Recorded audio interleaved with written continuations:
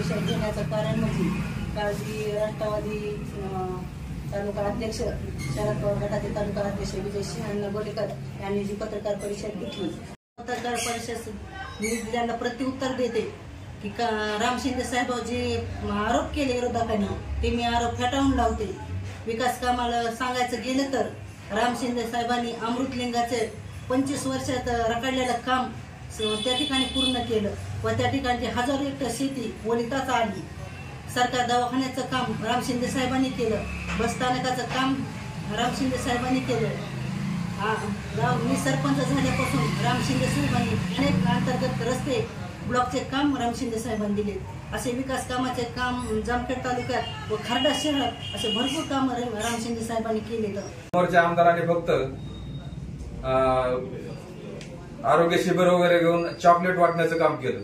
खऱ्या अर्थानं जे सरकारी दवाखान्यात लोकांना इलाज मिळू शकतात ते फक्त त्यांनी खेड्यागाड्यात जाऊन उपलब्ध करून दिले, याच्याबद्दल चांगलंच आहे ते। पण त्या कामाबरोबर गोरगरीब जनतेला किंवा शेतकऱ्यांना उपयुक्त होईल अशी एखादी मोठी योजना किंवा एखादा कारखाना किंवा एखादा उद्योग त्यांच्या काळात आलेला नाही, त्याविरुद्ध आपल्या शेतकऱ्याला उपयुक्त ठरेल असं कांद्याच्या जे खराब कांदा आहे त्याच्यापासून प्रोडक्ट बनवण्याचा कारखाना भारतीय जनता पार्टीच्या काळात लोखंडे साहेबांच्या इथे करण्यात आला, परंतु तसा शेतकऱ्यांना उपयुक्त असा एकही प्रकल्प आमदार रोहित दादा यांच्या काळात झाला नाही असं आमच्या निदर्शनात आलेलं आहे।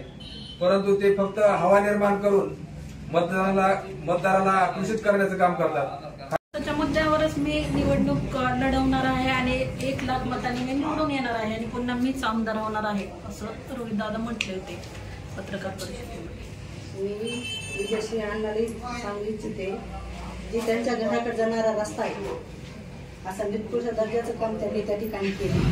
पंचायत समितीचे सदस्य होते 5 वर्ष, त्या काळात काय काम केलं त्यांनी? मी सरपंच झाल्यानंतर ते रस्ता झालेला ना, त्याच्या घराकडे जाणारा रस्ता असा निकृष्ट दर्जाचं काम केलेलं आहे। मी सरपंच झाल्यानंतर बिल्डिंग त्यांचं काढून दिलं। असे स्वतःच्या घराकडे जाणाऱ्या रस्त्याचं काम ती तसे करू शकते, मग आमचा विकास काय करणार?